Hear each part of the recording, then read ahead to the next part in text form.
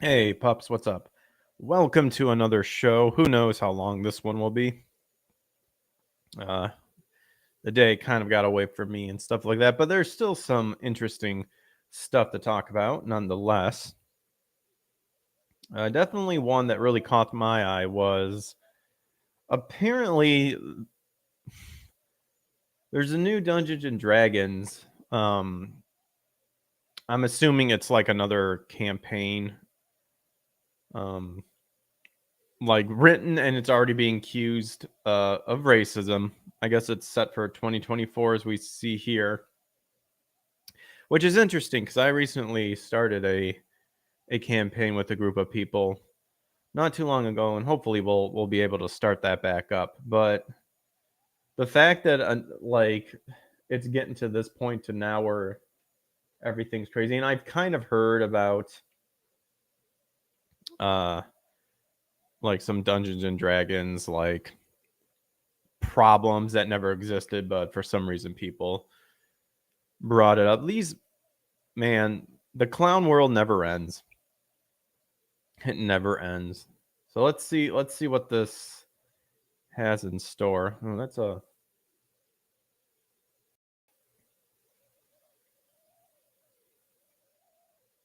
we'll boost that up a little bit. Good enough, whatever.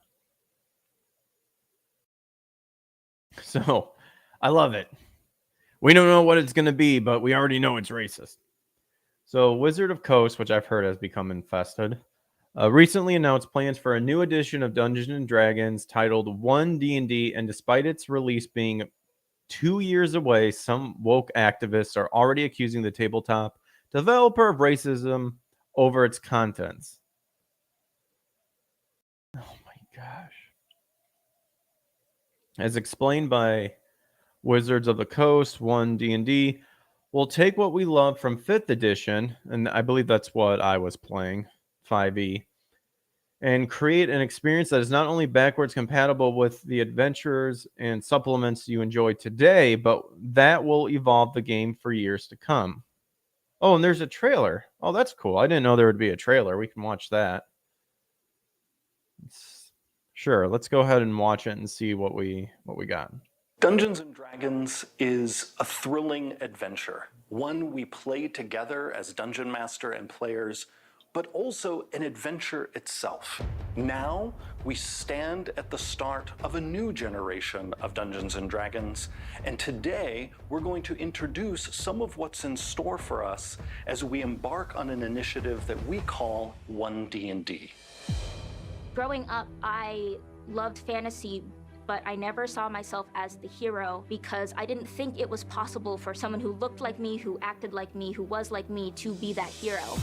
We want to continue to reach out to folks who are interested in fantasy, who love storytelling, who enjoy spending time with their friends and creating these collective stories that they can remember. Oh my gosh. Really? Really? That's what we're starting off with? The whole point of Dungeons and Dragons is literally to not be yourself. You're in a fantasy world. Why the fuck would you just recreate yourself? You may have certain elements to associate to your character that maybe you could want to use as a way to express yourself in one shape and form. But the fact that people like that are complaining that I never saw anyone like me before, fuck off. Fuck off. You shouldn't be creating just a carbon copy of yourself when you're playing Dungeons and Dragons. That's not how it works. What's the point? What's the whole point? Why even play Dungeons and Dragons? You might as well just continue just living life if you're going to complain that a fictional world that you can create isn't representing you. Unbelievable, but all right. D&D's been around for 50 years, and there's very little that persists that long that becomes generational that people can really just not only share, but literally hand down to their kids. What we want to do is just add to that legacy. We did a smart thing with 5th edition by listening to the fans. And what came out of that process was a system that is stable, that is well loved, that incorporates the best elements of earlier editions. Now that we have that, we are no longer in the position where we think of D&D as an addition. It's just D&D. 5th edition is a rule set that has worked for so many people and has brought so many new and exciting folks into the game. It's more important for us to continue to cultivate and respect and love what it is, you know, that the world has told us is working for them. The sort of change you're going to see isn't about taking anything away from you, isn't about changing any of that stuff that you love. It's much more about giving you more options, giving you more choices you can make, more character types you can play, more magic spells you can cast. Basically, you know, we're very happy with the game the way it is today. We just want to build on that. We're revising the major core rulebooks that every player uses, the Player's Handbook, the Dungeon Master's Guide, the Monster Manual. One of my focuses, specifically, is the Dungeon Master's Guide. I'm going to make some structural changes to make it more friendly to new DMs. Okay. Here in. When it comes to art for D&D, it's about as versatile as our players. We want to show that the person you are can appear in the worlds of Dungeons and Dragons. That's what 2024 holds, is this promise of getting new versions of the books that are the game you know, but reflect where the game is presently. One D&D has 3 pillars, and one is the rule set, which is built on the base of 5th edition, but updated. We're building upon the rules that have been established, the storytelling, and expanding our world and our rule system. When we say building on top of 5th edition, what we mean is that all the adventures and supplements that have been released in the past 10 years will still be playable with the new evolution of D&D. Then there's D&D Beyond, which is the base of our digital tools and assists for players in DM. Currently, players are cobbling together all kinds of different apps and websites to have. I don't know if I want to watch the whole thing. I don't get why it started off with this. I want to hear this again. New generation of Dungeons and Dragons, and today we're going deep on an initiative that we call One D&D. Hey, Loki, what's up? Growing up, I loved fantasy, but I never saw myself as the hero because I didn't think it was possible for someone who looked like me, who acted like me, who was like me to be that hero. We want to continue. Why was this statement even included? On an initiative that we call One D&D. Growing up, I loved fantasy, but I never saw myself as the hero because I didn't think it was possible for someone who looked like me, who acted like me, who was like me to be that hero. We want to continue to reach out. How? How is that impossible for you? Hey, you want to play D&D? Yeah. What do I have to do? Okay, here's a bunch of different races and stuff you can pick. Pick it, and then we'll go from there. Well, there's no one like me, though. Why do you want to be like you? You're in a fantasy world. Like, pick whatever character you want. Pick what you think is like a hero. Oh my gosh. The Thanos snapper. I legitimately don't get it. I don't understand how hard this concept of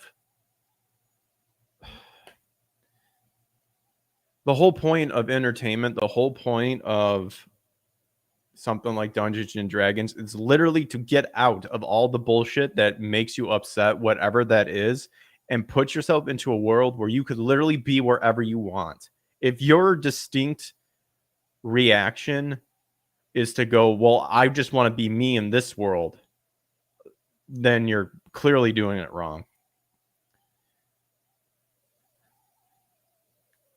It's like they have no common sense. I mean, wow, this 6 minutes seems like it takes forever.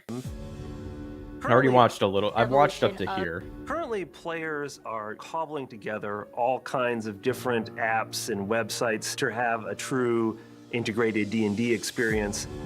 What we want to do is actually just provide all the tools that the players need to play themselves in one space. Right now, with the acquisition of D&D Beyond, we've already started to dip our toe into digital, and it was a fantastic partnership that we have going, but we can add more. Okay, so what? You're literally adding more, maybe Right. create an app or some books. Make it look dope. Sounded like new artwork. That's the first thing. Number two, We chose the Unreal Engine for several. See the miniatures moving around in a 3D place. Have So this is an experiences actual, that like, are software. more I thought it was immersive. like a book Right or now we're in something. early development of our digital experience. We can play a game, roll some dice, see the miniatures moving around in a 3D play space. Okay. you're experiencing a miniature set. The tilt shift camera was really chosen so that people understood that this wasn't a video game, but it is a digital experience. We want to give people more minis, more options for character customization. You can actually change the features, do what you want with it. And you're going to use this miniature approach to tell stories just like you do in physical tabletop. To have your character live. Okay, so you're going the digital route to I'm make it transported just more there, customized. but I'm Okay, not I limited by the understand digital that, but technology. We might give Why you did it have to a start off pre-made with that campaign stupid from us saying? that has an exciting castle or keep with a dungeon inside of it, exciting NPCs, but then you're going to be able to take this playset, take it apart, and build your own. We're going to have a really robust tool for you to be able to create your own dungeons. This is just the Wanna start know what's of funny one is that D&D, and we're relying The on all of you campaign to I help was us out involved and with and figure out hopefully that will future start up together. when everyone's What you're going life to be able to obviously see settles down. starting in 'cause August life is life. a steady You wanna know what's funny release is there was literally a of these Kickstarter that was playtest doing this packages already. where you'll be able to engage with key aspects of the game. Dragon Know where you'd like this next leg of the adventure to go. I would like it to where you don't listen This to woke next leg of the adventure activists to or go. don't cave to them and just continue what you're doing. All right. So, but people are already calling this racist. You'll see updates just about every facet of the game, from player classes to backgrounds, and even how. Okay, our goal is to improve on everything that has made D&D the best tabletop role-playing game in the world. Given that the project claims to take the best of what it has developed from 5th edition and building upon that, some players have already come to the dub 1 D&D as the 5.5 edition. Okay. It's a stretch to think that Wizard of the Coast is trying to push racism with their new endeavor. Rather, 1 D&D is meant to streamline things for players so that they'll only need to comprehend one release in order to play, thus hopefully avoiding any confusion from new players regarding all the game's various editions. Okay, I mean, I was introduced to D&D just with like, yeah, there's tons of variations. We use this one. It's really good. And, you know, pretty much your dungeon master will explain to you how it works and will be, well, depending who your dungeon master is, you know, some of them can be quite harsh.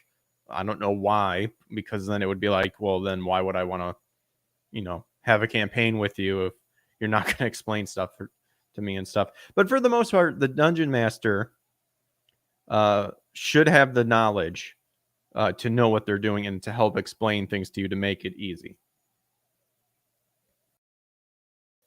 But yes, I do actually agree with this concept of trying to consolidate everything that worked from all the different variations and just make it one thing, and then from there on keep expanding on that and adding new things. I do agree with that. As such, instead of requiring players to go to the traditional route of purchasing new books and supplements with each new edition, 1 D&D is going to rely more on online updates and what appears to be a subscription model. Okay. So this allows Wizard of the Coast to make real-time changes to the system as the game develops, which in theory will help them to balance the game as more and more players experiment with the new rules. Okay, but the video made it seem like they wanted to go more software route. And some people might like the physicality of like meeting with people and stuff like that. Now, granted, like my campaign, there was a mixture of stuff to where people actually either had the books physically or it was on a tablet and they used that.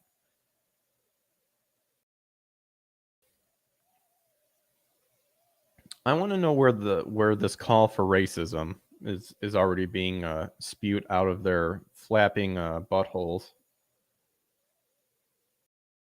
Further, Wizard of the Coast also promises to incorporate One D&D into D&D Beyond, a digital tool set released by the developer earlier this year, which makes it easier for players and dungeon masters to develop their games.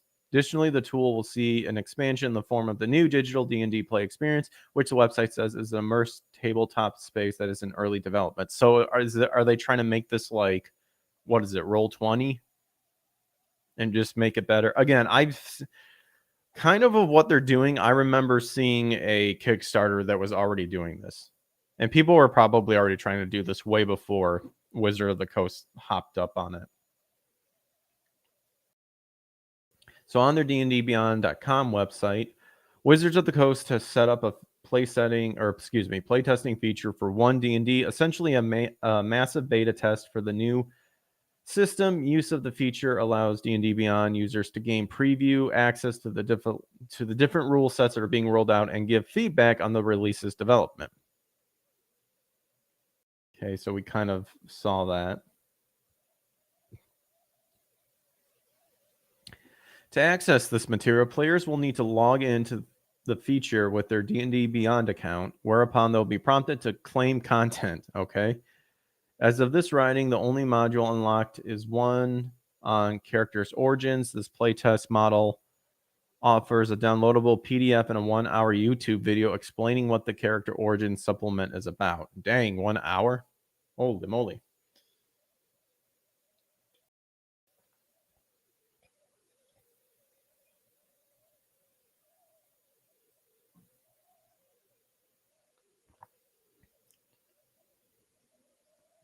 Character's origins sheet gives information on the game's various races, classes, and backgrounds, pre-made backgrounds for characters that confer benefits, as well as rules on how to build your own playground. Or excuse me, playground. Well, technically it is. All the world's a stage. Background. One major change to the system is that instead of alignment, a time-honored categorization. In D&D, Wizard of the Coast has changed the term to moral outlook for a softer, more politically correct tone for the game. Wait.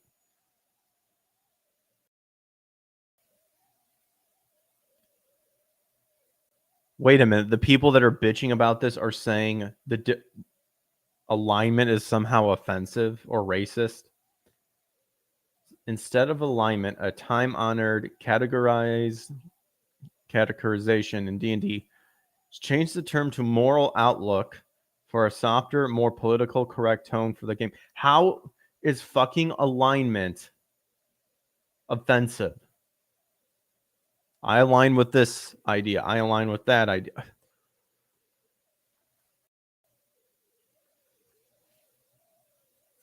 Wow. These people...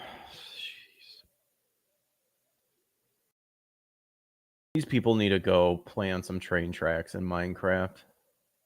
Like...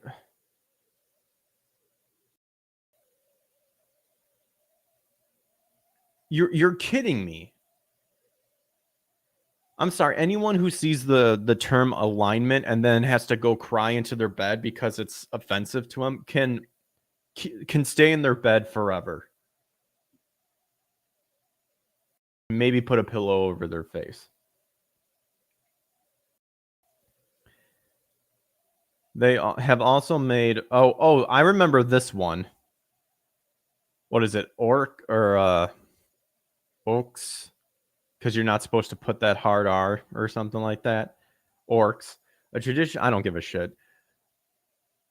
A traditionally evil villain race, okay, into a playable character class for heroes.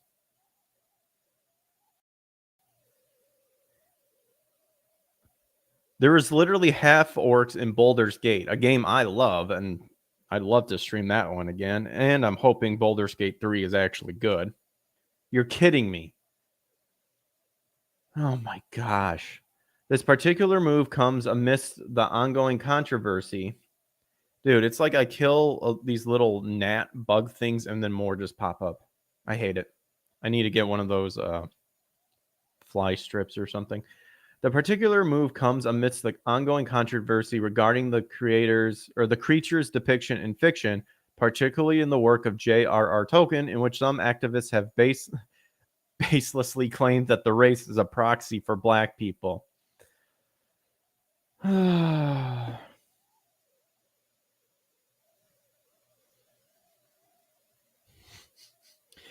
So then there was like another article where some fool was like, this is now like with the whole Ring of Powers thing, they were like, yeah, this is our story now. It's like, oh, then thanks for admitting that you just don't give a shit about what J.R.R. Tolkien was doing. I'm glad you at least admitted it. And there's a very, very disingenuous and very racist picture right here. So isn't that just terrible? Doesn't that just scream racism? Yet, despite these changes, some players remain unhappy, even going so far as to say that D&D has become more racist. Ooh, this is what I want to... Oh, here we go. Please, by all means, explain to me how it became more racist. One fan, Azura Peppernell, stated, one thing I'm seeing around the discourse, RE 1 D&D playtest part 1, is that the bio-essentialism and racist tones have gotten worse. One source being the lack of diversity in each race. There it is. There it is. You know what you know what this to me says? It says it's never going to be enough. And then sample backgrounds getting specific languages. What's wrong with having a specific language? Before offering a lengthy thread of politically correct workarounds? Wait, who offered a... No, wait, just so some Twitter user was like, I've created a lengthy thread to showcase what can be changed. Holy moly, that's a long thread.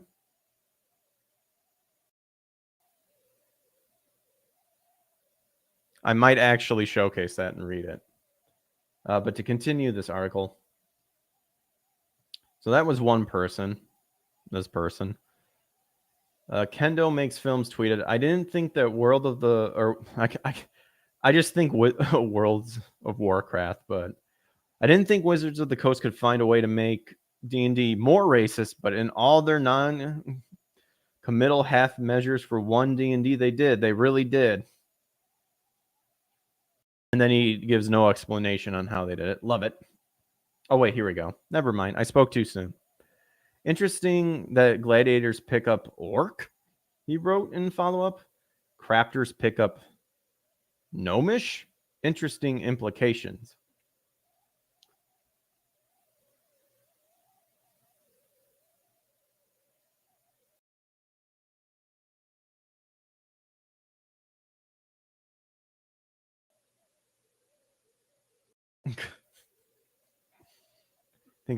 Hold on. I want to see something real quick. I just got a text and it's like, what the hell is this?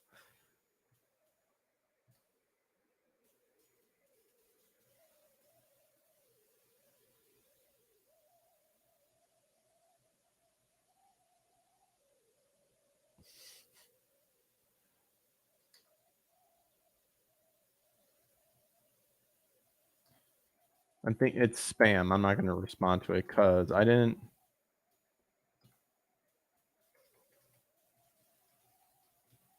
Something's quite fishy when you get a text that says, there's a problem with your shipping address. Please update your information. And then there's a link that apparently to the USPS.ist, which is that, what is that, Istanbul?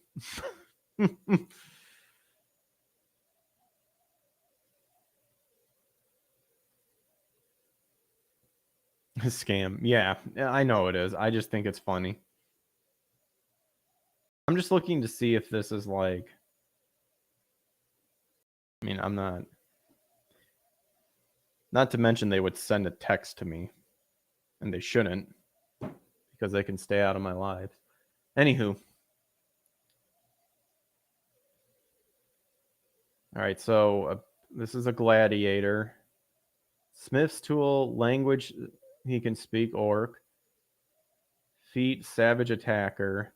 Your first, okay, and then language. Oh wait, so he's bitching about the language. I like know next to nothing, by the way, to D&D. So I don't get what the problem is. Continuing in his projection.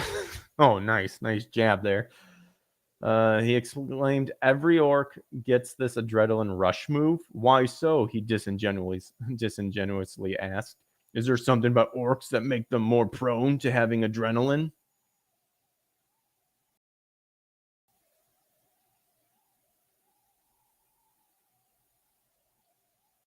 What if they're just like chargers and just go in, just guns ablazing, you know? Maybe that's why, you know, they need to have adrenaline. Makes me think of the goblins in Magic the Gathering, where they have rush and haste. Well, technically, I think haste is what I'm thinking of. I don't know why I said rush, but whatever. Not all of these are necessarily passively malicious. Some of them just continue down the same bioessentialist path that mechanicalizing racial traits leads to. Read the word salad he ultimately concluded with. Why do all dwarves have this tremor sensibility? What about all the dwarfs that live in places with no stone? Because who cares? I don't know. They evolved. They learned to adapt. So if they're dwarves and they're not living with no stone, they don't get tremor sense, because that wouldn't make sense. Seems some people are taking the fantasy far too seriously. Oh, that's an understatement. If one D&D is indeed an open play test and then listen to fan concerns and balance the game better than prior editions, Wizards of the Coast could find themselves with a winner for the next decade of adventurers. One can only hope that they won't listen to the loud woke activists on Twitter whose actions never contribute much of anything constructive to gaming. I mean, that was with my that's pretty much what I said with like that one person in the beginning of that video. Like, the whole point of this is you can just go in there and just be whatever you want. A lot of times I would assume dungeon masters, like at least the one my DM was awesome. It's like, can I do this? Maybe we, you know, rule wise we couldn't, but it'd be like, yeah, go ahead. You know, we'll do, that's fine. See how that goes. I'm like, cool.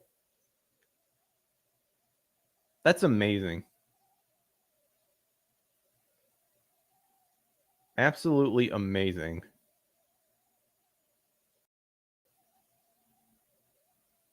Artisan. Artisans speak Gnomish. You begin mopping floors and scrubbing counters in an artisan's workshop for a few coppers per day as soon as you were strong enough to carry a bucket. When you were finally old enough to apprentice, you learned to create basic crafts of your own, as well as how to sweet talk the occasional demanding customer. As part of your studies, you picked up Gnomish, the tongue from which so many of the artisan's terms of art are derived. Well, the description explains it right there.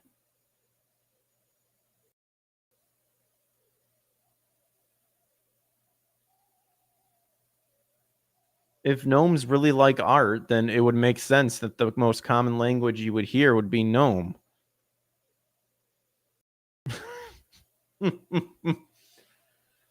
Oh my gosh, this is insane. Absolutely insane. I don't get it. I think it's funny. Here, I got that thread of that one person. Let's see here. Share.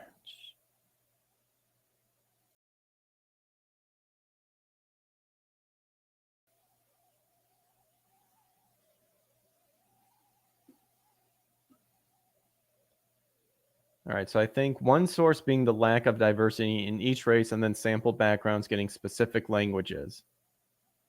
Okay. What could help? So here's how, listen up, Wizards of the Coast.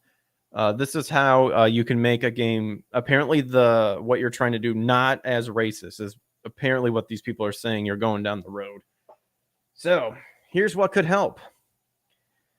Choice and lineage mechanics could work. It worked in Pathfinder. 2E, D&D has always struggled adding choice to races. Second, the language aspect is untrue in our real world, but this is a fictional world. So why are you basing it off a real world? In a real world, Italian is the language of music, French is the language of fencing. D&D has no regional languages.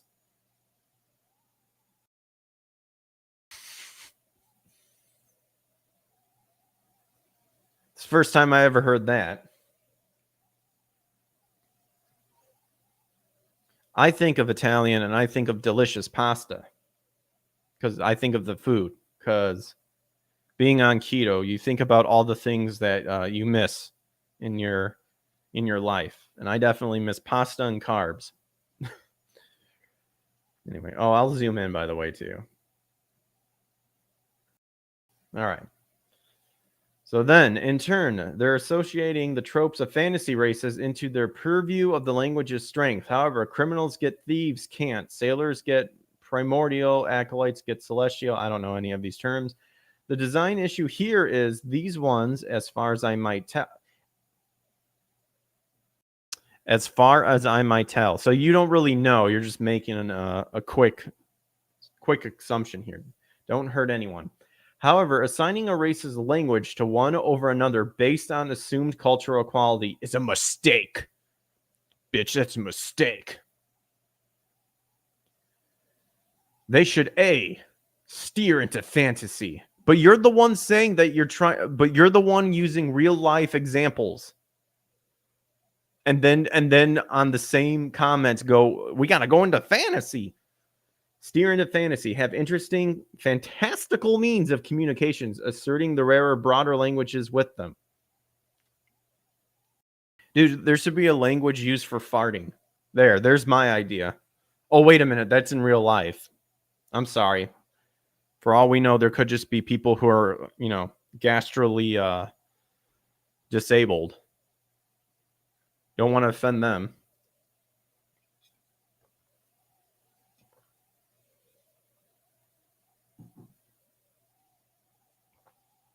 All right, so that was choice A. Choice B. Logical example. I don't know. Anytime someone says logical examples, it's usually not logical. But we're all guilty of saying it. With wider associations. Oh, here we go. As a historian, you know one language associated with long-lived beings on account of reading countless first-hand sources, such as Elvish, Draconic, Gnomish, or Dwarvish. Nobody is hurt by saying these beings live a while. Again, I don't know D&D. I have no idea where this person's going with this. Like, I don't get this at all. It makes sense to me that if you're in an area where there's a common race that constantly appears, and you're the apprentice, like the artisan. If gnomes just kept coming in and bartering with your master, I guess you could say,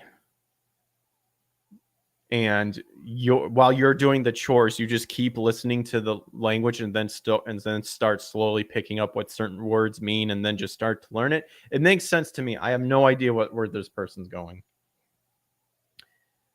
You could say, as a gladiator, you fought and bled alongside a sibling in arms, or learned your fighting style from a teacher and picked up their language. Are you kidding me? It's literally what this says right here. As part of your studies, you picked up the Gnomish.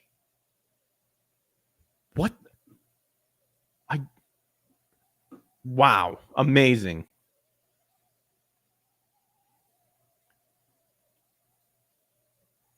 This establishes choice and a roleplay prompt as well. I can do better. Broncanus. But they shouldn't cling to what's easy for 5e. And then this person comes in. I'm sorry, but you are trying to play a real life RPG or a fantasy RPG because it really seems you're trying to add all the bullshit of real life to a fantasy games. Dude, nice. And that's what it is. The whole point of being entertained, and this is why I started up the Power Up podcast. The whole point of being entertained is to get away from the noise and the bullshit that's happening in real life and just enjoy something that you know is kind of going to be far-fetched and out there and mystical and what have you. And these fuckers want to say no, even in a time where you're trying to decompress and just be entertained, you need to be aware of what's going on. And we're the ones that will showcase and make it right.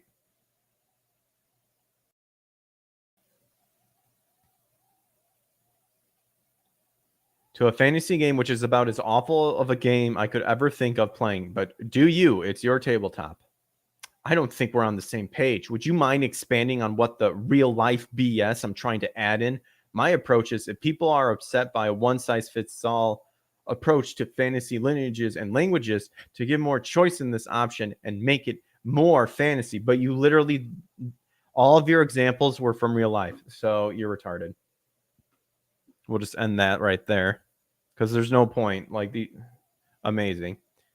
Well, there you go. That's how D&D is more racist than it has ever been, according to that person or those couple of people. I mean, we should all just burn the D&D books and manuals and stuff because, you know, until that stuff gets fixed, you should feel ashamed. All right, so that was funny. And I remember hearing about the whole orc situation.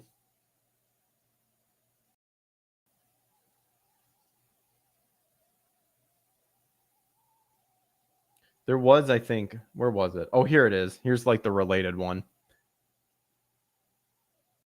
Wizards of the Coast officially removes negative orc and kobold racial traits from... I'm curious.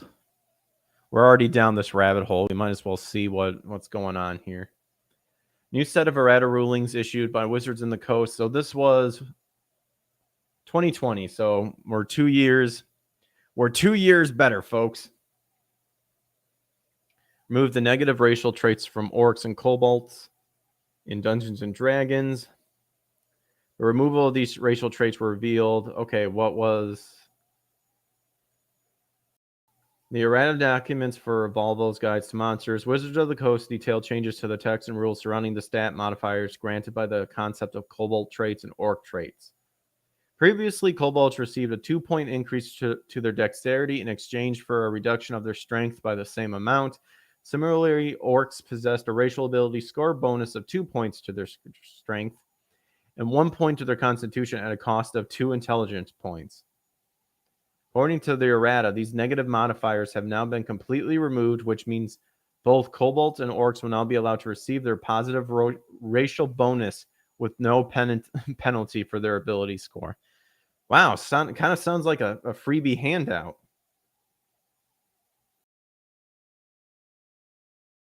I remember that negative intelligence in the Baldur's Gate game.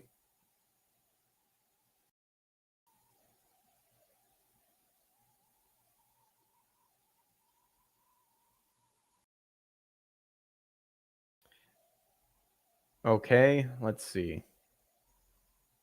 What else do we have? Animal handling. Okay. Has also replaced the orc's specific menacing trait with a new primal intuition trait. Primal intuition. That one sounds even more offensive. Primal intuition sounds more offensive than menacing. Menacing sounds awesome.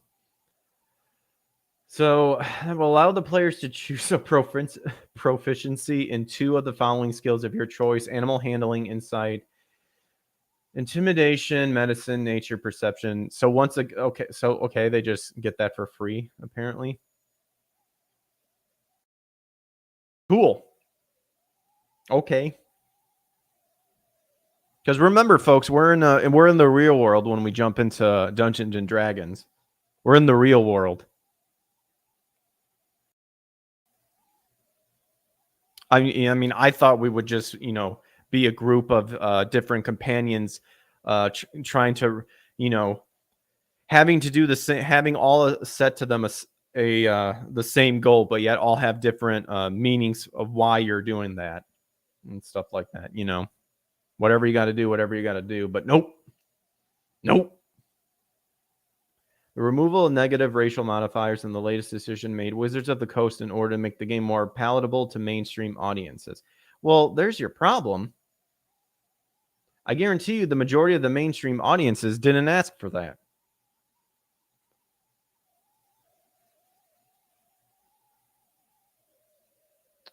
So the following July, the company moved to include trigger warnings on their products as a means to address a legacy of ethnic, racial, and gender prejudice in some old products. I'm curious.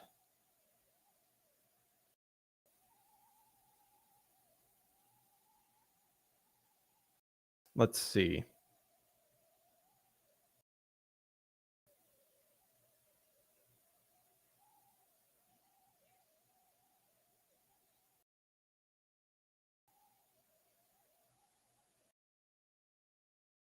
We'll even use Wikipedia.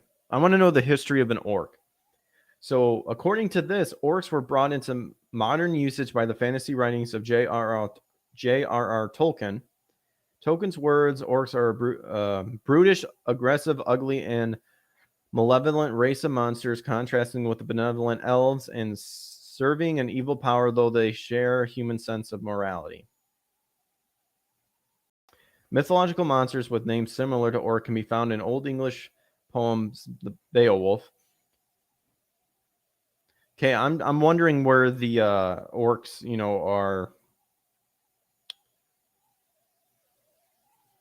are like, a certain race in the real world.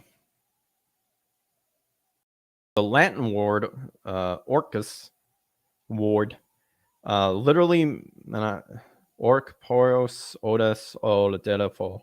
I don't know if that's how you speak Latin, but there you go. Which literally means goblin, specter, or hell devil. Okay, orcs were the name for Pluto, or Orcus was the name for Pluto, the god of the infernal regions. Hence, we can easily understand the explanation of the Latin term.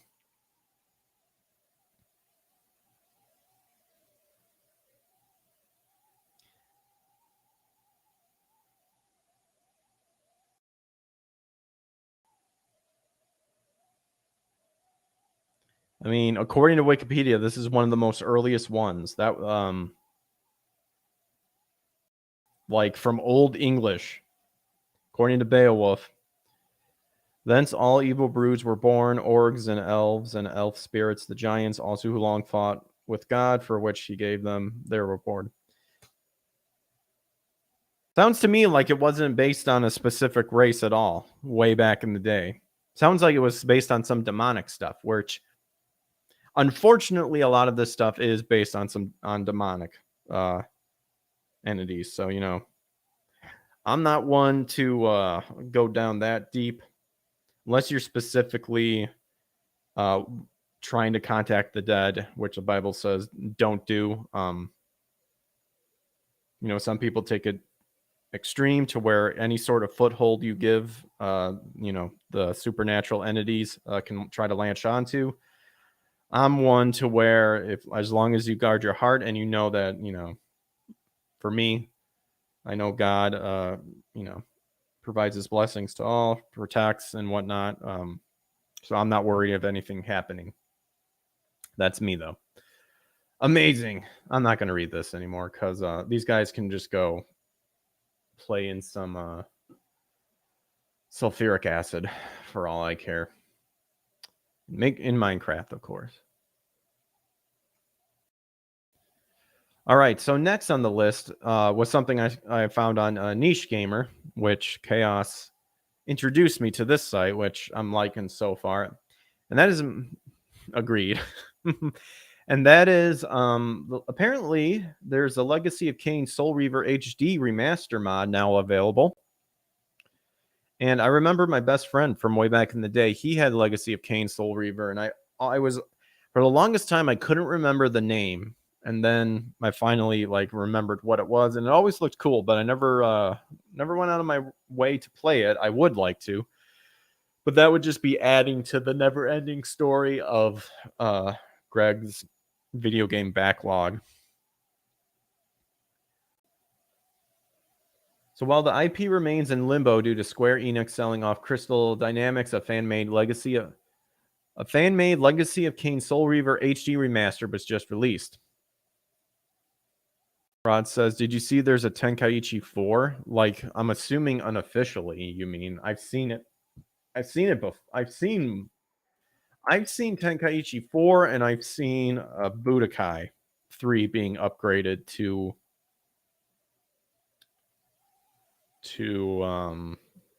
include, like, you know, Dragon Ball AF and all that stuff."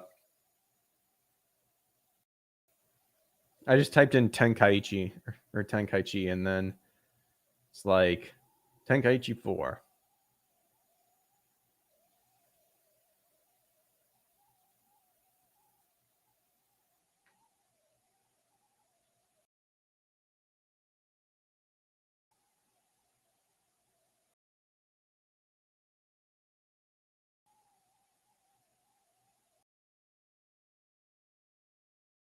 Wait, is this legitimately true?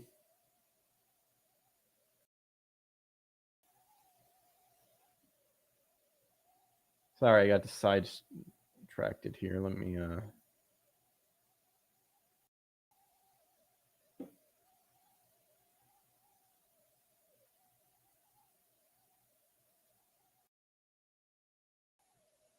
says it was originally published in Japan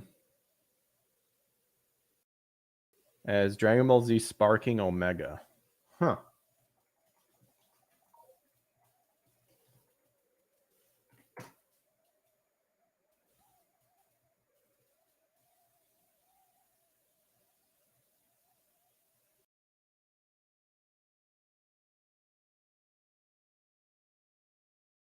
Says it's a canceled PS3 and Xbox 360 game made by Spike that was supposed to be released in 2013. It was canceled as Spike feared the audience would not find this game interesting.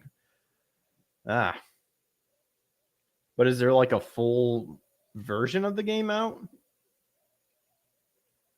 Did someone like leak like the majority of it being complete and someone else came in? Anywho.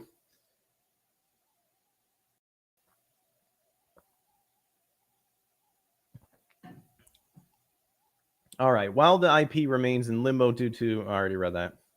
The new Soul Reaver HD remaster painstakingly replaces all the textures in the 1999 release game, making it look quite appealing on modern display. Soul Reaver was the second game in the series, which focuses on the protagonist, Raziel. Oh, there's a demon name for you. Seeking revenge against eponymous series mainstay, Kain. The game was available in modern times on Windows PC via Steam and GOG, but it was pulled for important updates and hasn't been relisted since. Oh, that sucks. There's gameplay out there, but it's just fan-made. It looks cool, but it's just the mod. I wouldn't be surprised at this point people figuring out like how to make it a full game.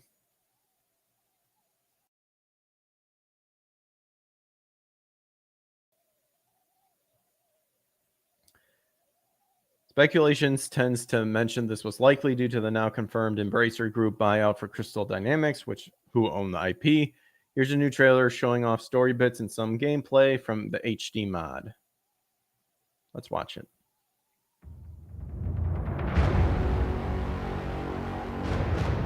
Like a corpse in a shallow grave, corruption rises to the surface.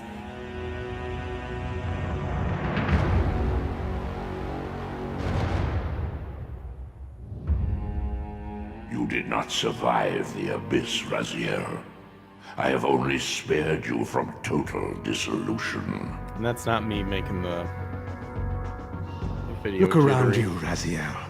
See what has become of our empire.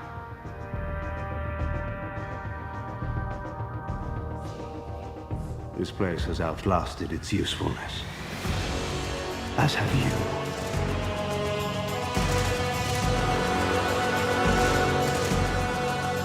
These foul-scuttling beasts could not be kin of our high blood.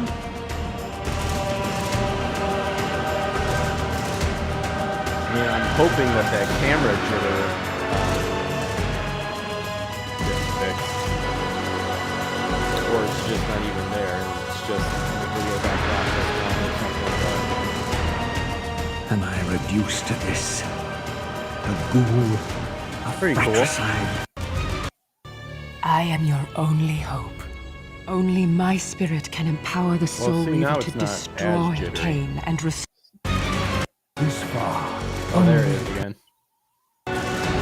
I mean, that looks cool. I don't. My thing is just.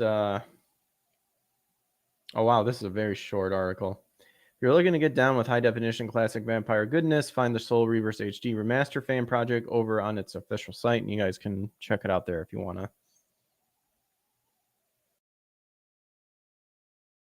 So this was a game I always wanted to sit down and try, but never got around to it.